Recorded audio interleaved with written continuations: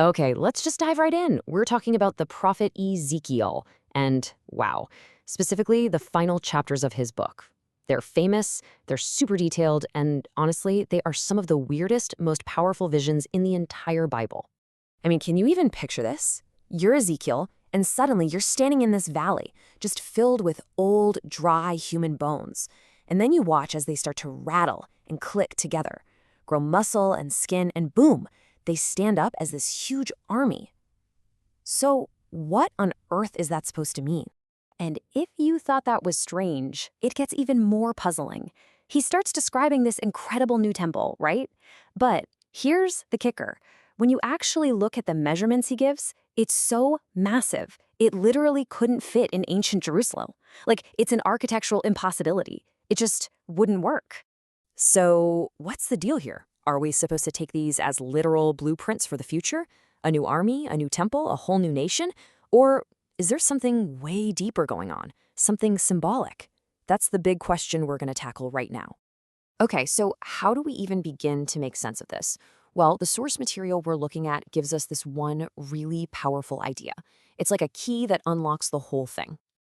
And here's the key. Ezekiel is an idealist. This is huge. He's not writing a report. He's not a city planner or a general. He's thinking and talking on a whole different level. So what exactly do we mean by idealization? Well, think of it like this. You take something from the real world, right? Like an army or a temple, and then you blow it up, make it larger than life. The whole point isn't to be literal. It's to get across a bigger symbolic truth. And the source material couldn't be clearer about this. It says they are not literal because they're idealizations. They're larger than real life. And once that clicks, everything starts to fall into place. This is a massive takeaway, you know? It shows that maybe prophecy isn't always about predicting the future with a crystal ball. Maybe sometimes it's about painting this incredible picture of what a restored future feels like.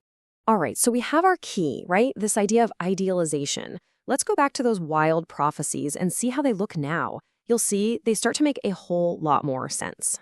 Okay, remember those armies of Gog and Magog? Well, this isn't about some specific future enemy we need to watch out for. No, it's an idealized version, a kind of symbolic mashup of the historical enemies from the north. Think Assyria, think Babylon, the very empires that took them into captivity. It's a symbol for all those kinds of threats, past, present, and future. And it's the exact same logic with the temple, that giant, impossible temple. It's not a blueprint for builders. It's a huge, magnificent symbol of complete and total religious renewal. In fact, its impossible size is kind of the whole point. It's trying to show a spiritual restoration so big, so glorious, that you couldn't possibly contain it in a normal building. And look, we have some solid clues that this is the right way to see it. First, as we said, the dimensions are just geographically impossible. But get this, key vertical measurements, how tall things are, they're just missing from the description. And maybe the biggest clue of all, the command God gives Ezekiel isn't to build it, it's just to measure it. Think about that. So the crucial point here is that this isn't just one symbol. It's a whole system of them, covering every single part of the nation's life. You've got the dry bones, that's national renewal. The temple, religious renewal. The vision of a new ruler, that's political renewal. The river of life flowing from the temple, that's spiritual renewal. And finally, the idealized city represents social renewal. See, it's a complete top-to-bottom picture of total restoration. Okay, so this brings us to the biggest and maybe the most important question of all. Why? Why do it this way? Why use these huge, grand, larger-than-life symbols? What was the whole point?